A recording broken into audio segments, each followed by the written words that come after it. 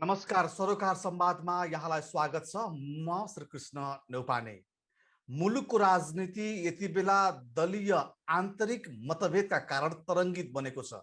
के सत्तापक्ष, के प्रतिपक्ष र अन्य साना भनिएका वैकल्पिक भनिएका हरेक दलहरूभित्रको आन्तरिक खिचातानी, आन्तरिक बेमेलले नेपालको राजनीति यति बेला अस्थिर देखिन्छ। सत्तारूढ दलभित्रको आन्तरिक राजनीति त न्यायालयसम्म पुग्यो र दलका झगडाहरू, दलभित्रका मुद्दाहरू सर्वोच्चले हेरिदिनुपर्ने अवस्था आइसके पछाडि नेपालमा दलीय अवस्था के होला भनेर चिन्ता व्यक्त गर्न थालिएको छ। अनि सँगसँगै दलका नेताहरूको क्षमतामाथि पनि नागरिकले प्रश्न उठाउन थालेका छन्। आज मैले वैकल्पिक शक्तिका रूपमा अगाडि आउने भनेर 15 महिना अगाडि तामझामका साथ एकता गरिएको धार्मिक ग्रन्थलाई छोएर अब हामी साँच्चीकै एउटा एकत्रित बनेर भावनात्मक रूपमा कार्यगत एकताका रूपमा हरेक कुरामा हामी एक हुन्छौँ। विगतका गल्तीहरूलाई चाहिँ हामीले पाठका रूपमा अगाडि बढाउँदै अब यस्तो गल्ती गर्दैनौँ भनेर एकता गरेको राप्रपा पछिल्लो समय प्रधानमन्त्री केपी शर्मा ओलीको कदम अर्थात् प्रधानमन्त्री ओलीले संसद विघटन गरिसके पछाडि ओलीलाई समर्थन गर्ने अर्थात् प्रधानमन्त्रीको कार्यशैलीलाई समर्थन गर्ने या विरोध गर्ने भन्ने विषयमा दुई धारमा देखिएको छ। कमल थापा अध्यक्ष प्रधानमन्त्री ओलीसँग पछिल्लो पटक उहाँको निकटतालाई लिएर केही संशय पनि उत्पन्न भएको छ र सँगसँगै राप्रपाले एकताको जुन सम्मेलन गरिराखेको थियो त्यति बेलामा उसले भनेको थियो कि बढीमा 1.5 वर्षमा पार्टीको महाधिवेशन हुन्छ। तर यस बीचमा विधानले तोकेका कतिपय पदाधिकारीहरू अझै रिक्त छन्, विभागहरू पूर्ण हुन सकिरहेका छैनन्।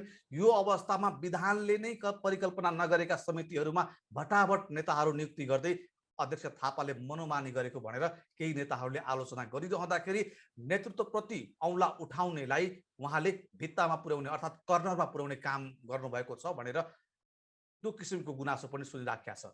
तसर्थ नेपालका दलीय व्यवहारहरू किन यस्ता हुन्छन्, दलभित्रको आन्तरिक लोकतन्त्र किन कमजोर भइराखेका छ, अनि दलभित्रका युवा भनिएका नेताहरू पनि यी नेतृत्वलाई हस्तक्षेप गर्न किन सकिराखेका छैनन्। आज हामी यी र यस्तै समसामयिक विषयमा छलफल गर्दैछौँ। यसका लागि आज मसँग हुनुहुन्छ राप्रपाका केन्द्रीय कार्य सम्पादन समितिका सदस्य सगुन सुन्दर लावती। लावतीज्यू नमस्कार, स्वागत छ कार्यक्रममा यहाँलाई। नमस्कार, धन्यवाद। हजुर, यहाँ अब राप्रपाको युवा नेता अहिले के गर्दै हुनुहुन्छ? हुनु त अब यति बेला कोभिडको महामारीमा आम मानिसहरू घरभित्र छन्, यहाँ पनि त्यही अवस्थामा हुनुहुन्छ होला। यद्यपि मुलुकमा बाढी पहिरो यो विपत्तिहरू आइराखेका छ, एउटा जिम्मेवार नेताको हिसाबले यहाँको दिनचर्या कसरी बितिराखेका छ?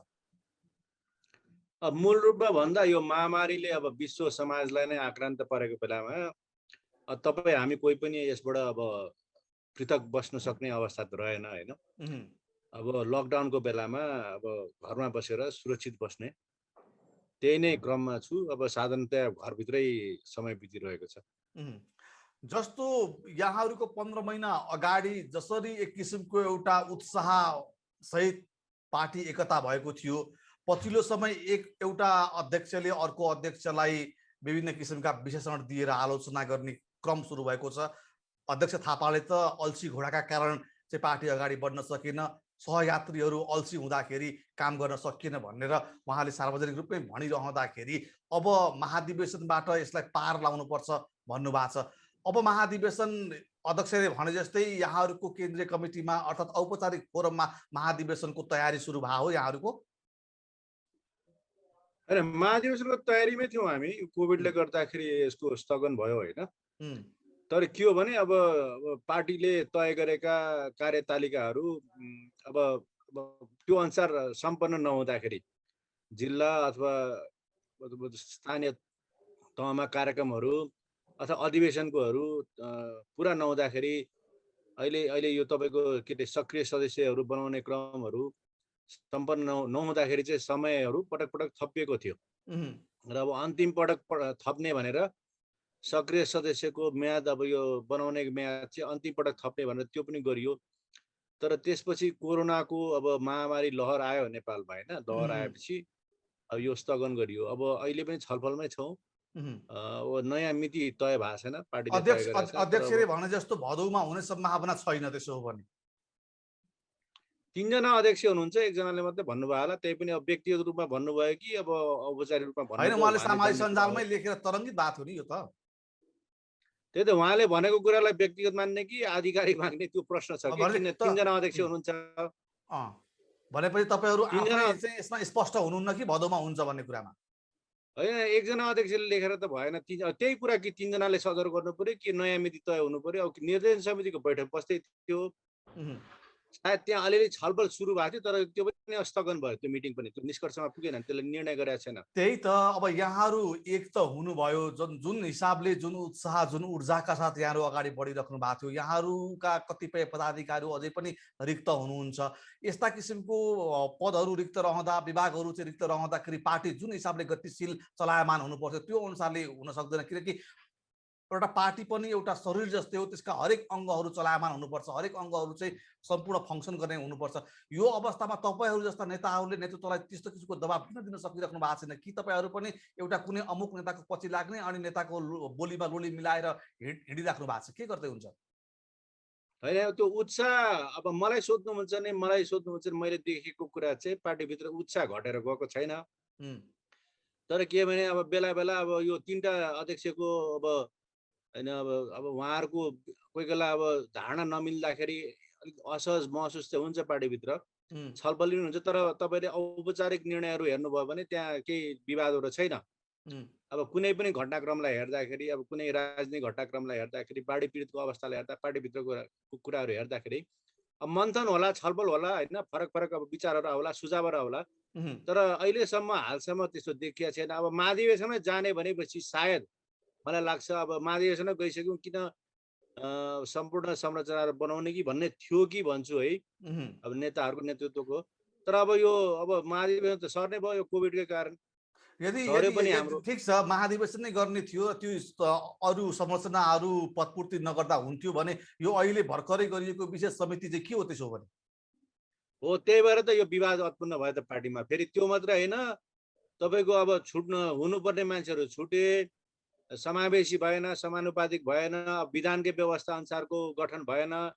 अब हाम्रो विधानमा के छ भन्दाखेरि सम्पूर्ण तहमा, तह र तब्कामा अहिले अधिवेशन गर्ने जिल्लाहरूमा, अब स्थानीय निकायहरूमा चाहिँ सम्पूर्ण ठाउँमा, सम्पूर्ण कमिटीमा 33% महिला अनिवार्यको व्यवस्था छ।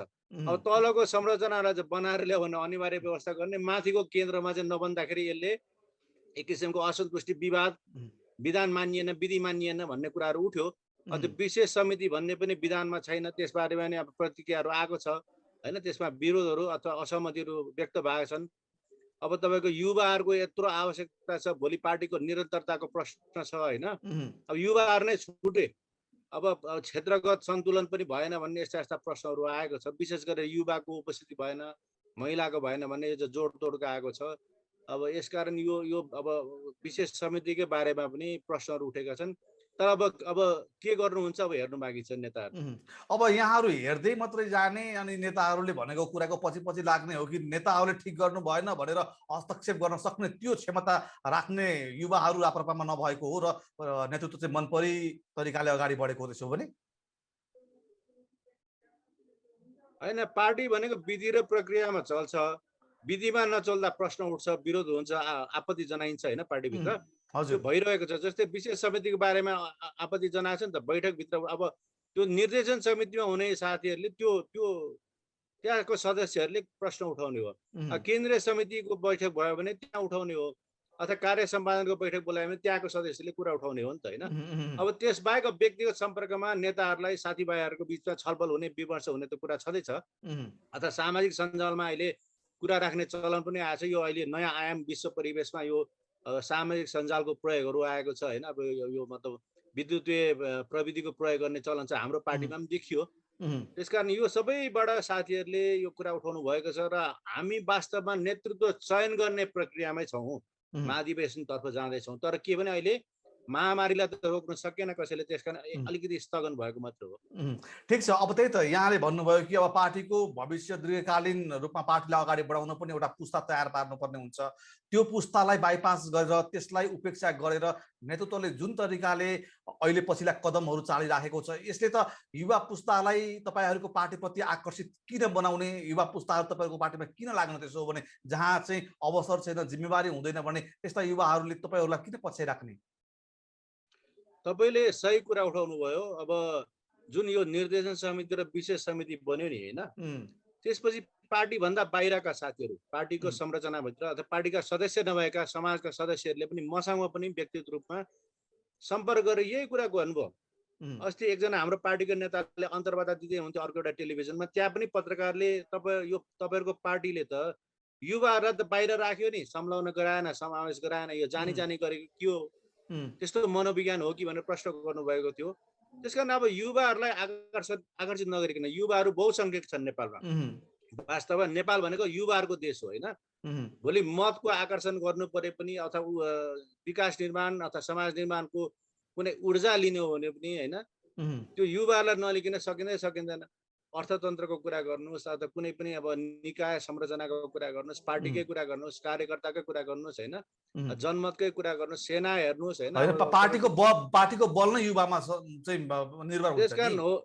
त्यसकारण तपाईँको भनाइ प्रश्नसँग म सहमत छु। पार्टीले युवालाई अगाडि सारेन, समावेश गरेन भने युवा जनसङ्ख्यालाई, युवा आकांक्षालाई, युवा मतलाई त्यो हाम्रो पार्टीतर्फ आकर्षण गर्न गाह्रो हुन्छ। त्यसकारण यो चाहिँ त्रुटि भयो भनेर हामीले भनेका छौँ पार्टीमा। अब के हुन्छ, एउटा निकाय समिति बन्दाखेरि त्यही त राप्रपालाई शुभेच्छा राख्ने, तपाईँहरूको दलहरूप्रति अलिकति सद्भाव राख्ने युवाहरूले तपाईँ जस्तो एउटा अध्ययनशील, एउटा पढेको व्यक्तित्व, बुझेको व्यक्तित्व युवा पनि राप्रपामा छ भनेर पनि लाग्ने कतिपय होलान्। अनि तपाईँ भएको आधारमा उनीहरूले तपाईँ माथि गर्ने अब भरोसा विश्वास चाहिँ कसरी त्यसलाई चाहिँ तपाईँले कायम राखिराख्नुहुन्छ? अब यो मेरो मात्रै कुरा भएन, यो त अब पद्धतिको, पार्टीको निर्णयको लार्जर कुरा भयो होइन। अब नेतृत्वले के निर्णय लियो, किन निर्णय लियो उहाँहरूलाई थाहा होला, उहाँहरूले बुझेरै गर्नुभयो। तर यो निर्णयबाट चाहिँ प्रश्नहरू उठ्यो, प्रतिक्रियाहरू आयो, युवाहरू समावेश गरिएन, युवाहरूलाई जानी जानी बाहिर राखियो कि भन्ने प्रश्न उठ्यो। जस्तै धवल शमशेर विशेष समितिमा नपर्दाखेरि तपाईँको सामाजिक सञ्जालभरि पार्टीको सबै तहमा यो प्रश्न उठ्यो। त्यसको साथसाथै युवाहरू परेन, महिलाहरू पर्ने भने चाहिँ अहम रूपमै उठेको छ। मैले अहिले पनि भने समावेशी समानुपातिक भएन, क्षेत्रगत सन्तुलन पनि भएन भन्ने कुराहरू यावत छ। यो चाहिँ अब विधानकै व्यवस्था पनि पालना गरिएन। विधानमा व्यवस्था नभएको समिति बन्यो, विधानको व्यवस्थाको पालना भएन। अहिले जुन तरङ्ग आएको छ समाजमा अथवा पार्टीको निरन्तरताको लागि जुन युवा पुस्ताको, नयाँ पुस्ताको यो सहभागितालाई एउटा बनाउँदै जानुपर्ने, निर्माण गर्दै ग्रुमिङ गर्नुपर्ने अवस्था होइन, तयार गर्नुपर्ने, त्यो पनि चुकेको भन्ने यो आलोचना त छ त नेतृत्व। ठिक छ, ल ठिक छ। यो आलोचना सबैले सामाजिक सञ्जालमा पनि गरेका छन्, हामीले पनि देखिराखेका छौँ र कतिपय नेताहरूले आम सञ्चारमा आएर पनि यसमा गुनासो र यसमा प्रतिवाद पनि गर्नुभएको छ। तपाईँ एउटा यो पार्टीको युवा नेता हो, तसर्थ तपाईँ आफू स्वयं चाहिँ दाइ रिसाउला कि अथवा मेरो नेता रिसाउला कि भोलि मैले चाहिँ पार्टीभित्र अवसर नपाउला कि भन्ने किसिमको एउटा लघुतावासका कारणले तपाईँ बोल्न सक्नुहुन्छ कि सक्नुहुन्न? यी तमाम मुद्दामा यदि भोलि कार्य सम्पादन समितिको बैठक बस्यो भने यसलाई कसरी अगाडि उठाउनुहुन्छ? होइन, उठाइहालिन्छ नि। अब तपाईँको पार्टीको हितको लागि होइन, अब हाम्रो पार्टीको लक्ष्य प्राप्त गर्नुको लागि जे ठिक हुन्छ, अब त्यो त दायित्व हो नि होइन। हिजो अब अधिवेशनले निर्वाचित भएर पठायो, त्यो त देशभरिको प्रतिनिधि साथीहरूले महाधिवेशनबाट चुनेर पठाएको जिम्मेवारी त हामी पनि छ नि, त्यो दायित्व त। तर हामीले भनेको कुरा त अध्यक्ष अथवा नेतृत्व अथवा केन्द्रीय समितिलाई नै सहयोग पुग्ने कुरा हो नि त। त्यसमा त हाम्रो जिम्मेवारी त चुक्ने कुरै आउँदैन। ठिक छ, कति पार्टीभित्र कुरा गर्नुपर्छ। ठिक छ। म अब यहाँलाई अहिलेको राजनीतितर्फ लैजान चाहे। जसरी पछिल्लो पटक लगातार प्रधानमन्त्रीले संसद विघटन गर्नुहुन्छ, सर्वोच्चले त्यसको फैसला उल्ट्याइदिन्छ, अहिले फेरि उहाँले विघटन गर्नुहुन्छ। यो रसाकसी चलिरहेका सन्दर्भमा राप्रपा किन मौन भनेर नागरिकहरूले सोच्छन्? यत्रो असंवैधानिक कदम चाल्दाखेरि पनि, संविधान नै भत्ताभुङ्ग पार्दाखेरि पनि राप्रपा किन बोल्दैन? अझ राप्रपाका नेता त कतै मन्त्री परिषदमा समावेश पो हुनको लागि दौडधुप गरिरहेका छन् भन्ने किसिमका चाहिँ आशंकाहरू उत्पन्न भएका थिए। भलै पछिल्लो क्याबिनेट विस्तारमा यहाँहरूको सहभागिता रहेन। यद्यपि यो विषयमा तपाईँहरूको बुझाइ के हो, खासमा प्रधानमन्त्री केपी शर्मा ओलीको कदमको विषयमा? होइन हाम्रो पार्टीले विज्ञप्ति नै निकालेको छ नि यसबारे, यो राजनीतिक घटनाक्रमको बारेमा यो असंवैधानिक भयो भनेर भनेकै छ। तर के भने अदालतको म त अहिले अदालतमा विचाराधीन भएको अवस्थामा धेरै टिका टिप्पणी नगरौँ भन्ने पनि होला। तर के भने हाम्रो स्पष्ट धारणा आएकै छ यो असंवैधानिक कदम हो हैन। यो अब त्यति मात्र हैन, अब यो विभिन्न घटनाक्रमलाई हेर्दै गर्दाखेरि वास्तवमा यो अब हाम्रो पार्टी अथवा हाम्रा पार्टीका सदस्य नेताहरूले मात्र हैन, आम समाज अब सबै दलका प्रमुख नेताहरूले अब पूर्व प्रधानमन्त्रीहरूको तपाईँ 5 जनाको संयुक्त वक्तव्य हेर्नुहोस्। अब धेरै घटनाक्रमहरू हेर्दाखेरि यो अब शक्ति पृथकीकरणको जुन चाहिँ अब अध्याय छ, तपाईँले अघि भूमिका बाँध्दाखेरि भन्नुभयो राजनीति सबै अदालतको अधीनमा गयो हैन। अब जस्तै कार्यकारिणीले आफ्नो भूमिका निर्वाह गर्न नपाउने, प्रधानमन्त्रीको मतलब काम कारबाहीप्रति प्रश्न उठ्ने, राष्ट्रपतिको काम कारबाहीप्रति, जिम्मेवारीप्रति, दायित्वप्रति, भूमिकाप्रति प्रश्न उठ्ने, संविधानप्रति, व्यवस्थाप्रति, यो त ठुलो अब यो संविधानै व्यवस्था नै असफलता उन्मुख भइसक्यो भने यो त सबैले यो त एउटा खुला किताब जस्तो हो। सबै पक्षले, समाजको सबै पक्षले, वर्गले हैन, पक्षले, तहले, तबकाले कुरा गरिरहेको कुरा। यसमा त अब त्यसमा हाम्रो फरक मत त छैन। तर के भने अब हाम्रो भनाइ के हो भन्दाखेरि यो देशमा हिजोबाटै आरम्भबाटै गल्ती गरियो। अब तपाईँ एउटा पाटबाट म भन्छु, यसका विभिन्न विश्लेषण गर्ने हैन, तर्क गर्ने अरू आधार पनि होला। यो द्वन्द्वमा थियो नि त नेपाल हैन, यो समाज हिंसात्मक द्वन्द्वमा थियो। द्वन्द्व शान्ति प्रक्रियामा आएपछि के गर्यो भन्दाखेरि द्वन्द्वको अवस्थामा त्रिकोणात्मक भनिन्थ्यो हैन, दरबार अथवा राज संस्था त्यतिखेर अब पुरानो सत्ता भनिन्थ्यो, अब संसदवादी दल हैन, अथवा तत्कालीन अब विद्रोही शक्ति माओवादी थियो। त्रिपक्षीय द्वन्द्वमा चाहिँ शान्ति प्रक्रियामा एउटा पक्षलाई बाहिर राखियो। सिद्धान्त त संरचना गर्दै त्रुटि भयो कि। अब त्यस्तो शान्ति प्रक्रियाले के शान्ति देला? सकारात्मक शान्ति दिँदैन। एक किसिमको हैन, अब तपाईको हेर्दाखेरि संरचना बन्ला तर त्यसले डेलिभर गरेन नि त। अब जुन समावेशी संरचना बनिन्छ भन्ने त्यो पनि भएन, नयाँ नेपाल पनि भएन, आर्थिक उन्नति समृद्धिको कुरा गर्थे त्यो पनि भएन, पहिचान पनि स्थापित भएन हैन। अब तपाईको संघीयता लागू भएपछि सबै कुरा एउटा यो चाहिँ 1 पोइन्ट सल्युसन हो यो भनेर हामीलाई गफ लाग्यो कि झुक्कियो। त्यसकारण अब कति ढाँट्ने हैन, सूर्यको प्रकाशले हत्केलाले कति दिन छेक्ने। त्यसकारण नेपालको प्रजातन्त्र हैन, नेपालको राष्ट्रियता, सार्वभौम सत्ता, सार्वभौमिकतालाई अक्षुण्ण राख्ने, हाम्रो परम्परा संस्कृतिलाई अक्षुण्ण राख्ने, राष्ट्रिय एकतालाई राख्ने भने राज संस्थाको अपरिहार्य भूमिका थियो हिजो नेपाल निर्माण हुँदाखेरि। त्यो पुष्टि हुँदै गएको छ भन्ने कुरा हो यहाँहरुको हैन।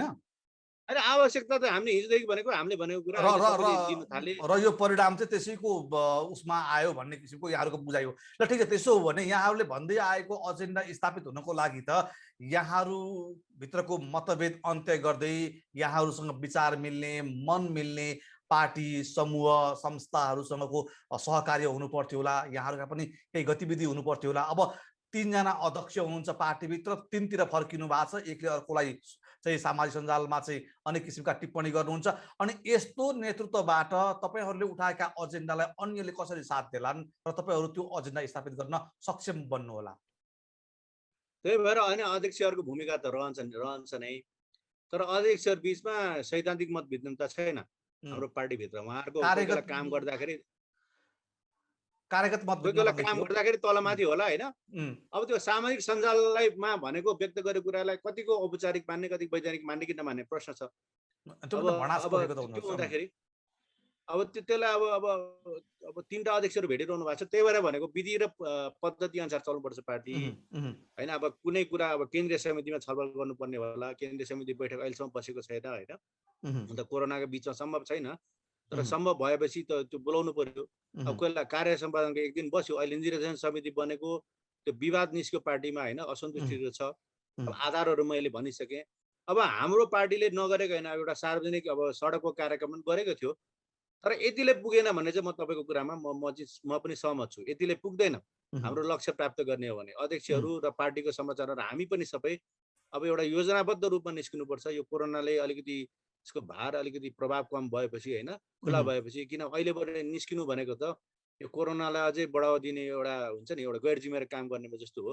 तर अहिले पनि यो सामाजिक सञ्जाल, विद्युतीय माध्यम जति हुन्छ नि, अथवा सामाजिक दूरी राखेर जति गर्नुपर्छ त्यो गर्दै जानुपर्छ भन्ने चाहिँ लाग्छ। तर अब स्वयंहरू नेताहरू नै उदाहरण बन्नु पर्यो, अध्यक्षहरू नै उदाहरण बन्नु पर्यो होइन, यो लक्ष्य प्राप्ति गर्नलाई पार्टीलाई विधिवत रूपमा चलाउनु। ठिक छ, यहाँहरूले यो त्यो एजेन्डा उठाउँदै आएको गणतन्त्र आएदेखि नै यहाँहरूले उठाउँदै आउनु भएको छ यो मुद्दा। हामी ठिक ठाउँमा गइराखेका छैनौँ, यो दिशा ठिक छैन मुलुकका लागि र पुग्नुपर्ने ठाउँ चाहिँ यहाँहरूले भने जस्तै हिन्दुत्व र राजतन्त्र सहितको प्रजातन्त्र भन्ने नै हो। यदि त्यसो हो भने त्यसका लागि तपाईँहरूले अहिलेसम्म के चाहिँ गर्नुभयो र तपाईँहरूको पछाडि जनताहरूले विश्वास गरेर हिँड्ने भनेर प्रश्न त उठिराखेका छ। अझ विशेष गरी नेतृत्वलाई त तपाईँहरूको नेतृत्वलाई त बरोबर धेरै मानिसहरूले सोधेका पनि छन्। हिजो गणतन्त्रमा उप प्रधानमन्त्रीसम्म हुने अनि अहिले फेरि चाहिँ बाहिर आइसके पछाडि राजतन्त्र भन्ने तपाईँसँग चाहिँ विश्वास छैन भनेर नागरिकले सार्वजनिक समारोहमै सोधेका प्रश्नहरू हुन् यी। तसर्थ अब यही नेतृत्वबाट चाहिँ यी एजेन्डाहरू स्थापित होलान् र यी एजेन्डाका लागि नागरिकले साथ दिलान् भनेर त विश्वास गर्न सक्ने आधार त देखिँदैन। फेरि यो यो यो हिजो गल्ती भएको कुरा त अब लुकाएर लुकिँदैन होइन। अब गल्ती स्वीकार पनि गरेका छन् नेताहरूले। अब जनताले त्यसलाई कति ग्रहण गरे होइन, त्यो क्रमलाई कति ग्रहण गरे भन्ने कुरा आफ्नो ठाउँमा छँदैछ। त्यसो भएको हुनाले आउने महाधिवेशनमा चाहिँ हामीले बडो सुझबुझका साथ अहिले ठुलो अब हाम्रो प्रति एउटा नैतिक सङ्कट छ के। जनताले जुन हामीलाई हेरेको छ नि, विशेष गरेर हामीलाई हिजो भोट दिने, अहिले पनि सघाउने, भोलि पनि भोट हाल्ने होइन। हिजो पनि यहाँहरूलाई त एउटा भोट गाईलाई एउटा भोट दाइलाई भनेर त जनताहरूले दिएकै हुन्, माया गरेकै हुन्, त्यो अवस्थामा त पुर्याएकै हुन् नि त होइन। अहिले पनि त्यो अवस्था मैले भन्दै थिएँ। जुन शुभचिन्तक छन् हाम्रो पार्टीप्रतिको, हाम्रो एजेन्डाप्रति समर्थन गर्ने जनता छन्, मतदाता छन्, अथवा पार्टीभन्दा बाहिरबाट जुन भूमिका खेलिरहेको अब नागरिक छ होइन, अब अथवा जनता छन्, प्रबुद्ध समुदाय छ, उनीहरूले हाम्रो पार्टीप्रति अहिले पनि शङ्काको दृष्टिले हेरेको छ। विश्वसनीयताको अहिले पनि सङ्कट छ पार्टीमाथि, पार्टीको नेतृत्वमाथि होइन। हिजो हामीले गरेको कामको आधारमा, हिजो हामी सरकारमा गएको आधार अथवा विभिन्न चरणमा हामीले गरेका निर्णयका आधारमा हामी भने समग्र राप्रपाको कुरा गरेँ मैले होइन। अब त्यसकारण आउने अधिवेशनमा चाहिँ विश्वसनीय नेतृत्व पनि छान्नुपर्छ होइन। विधिलाई पनि जस्तो धेरैको मैले मनोविज्ञान हामीले रिपोर्टिङका क्रममा पनि सुनेका छौँ। यो अहिले जो हुनुहुन्छ 3 जना अध्यक्ष, उहाँहरू बाहेकको नेताहरू चाहिँ यदि नेतृत्वमा आउन चाह्यो भने यो 3 जना नेताहरू बाधक हुनु भएन अथवा नहुन सक्ने सम्भावना छ कि छैन? यदि हुनु पर्यो भने उहाँहरूले चाहिँ ब्याक गर्न सक्नुहुन्न? अब त्यो भविष्यको कुरा सबै मैले एक्लै मैले निष्कर्ष दिने त कुरा भएन होइन। अब उहाँहरूको पनि भूमिका, उहाँहरूको पनि निर्णय छ। अब सबैलाई महाधिवेशनमा गएर लड्छु भन्ने त अधिकार त छ, तर त्यो भने पार्टीको बृहत लार्जर इन्ट्रेस्टमा उहाँहरूले विशेष गरेर 3टा अध्यक्षले भूमिका गर्नुहुन्छ, निर्वाह गर्नुहुन्छ भने त अपेक्षा राख्नु मुनासिब छ होइन, त्यो नाजायज छैन। यो मेरो मात्रै होइन, आम देशभरिको कार्यकर्ता, शुभचिन्तक, समर्थकको पनि त्यही भनाइ हो।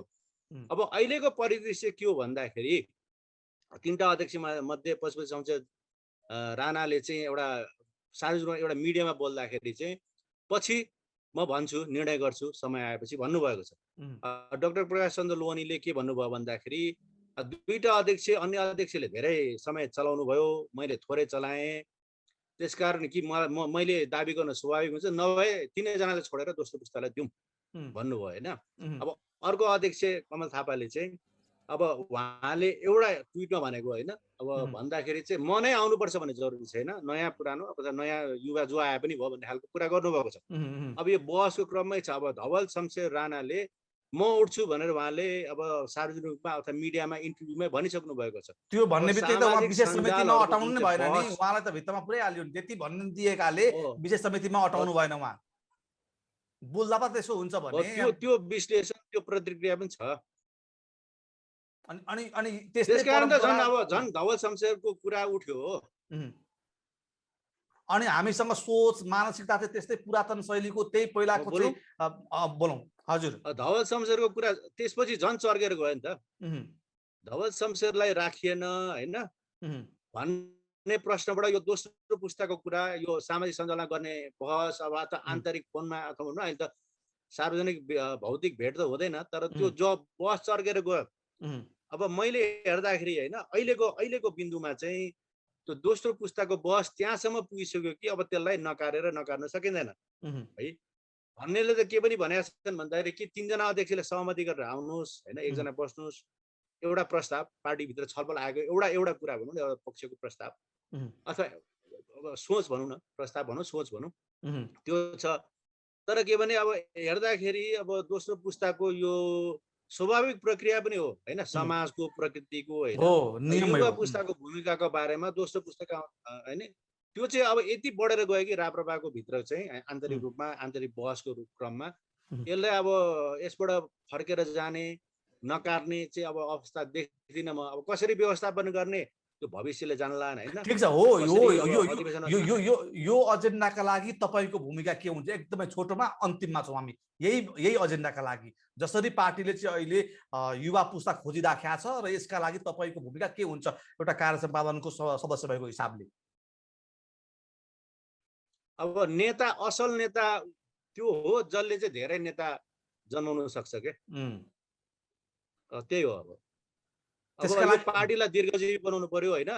हिजो हामीले अब 47 सालदेखि संस्थापकहरूले चलाएको पार्टीलाई निरन्तर जान्ला भने अब राप्रपा नेपालको कुरा गर्नुहुन्छ भने हामीलाई रविन्द्रनाथ शर्माको नेतृत्वमा, उहाँ अध्यक्ष हुनुहुन्थ्यो, उहाँको नेतृत्वमा हामीले राप्रपा नेपाल दर्ता गर्यौं विधिवत रूपमा निर्वाचन आयोगमा। ठुलो चुनौती थियो, आक्रमण हुन्थ्यो, कार्यक्रम गर्न पाइँदैन थियो, यो हिन्दू राष्ट्र संस्थाको मुद्दा लिएर दर्ता गर्यौं।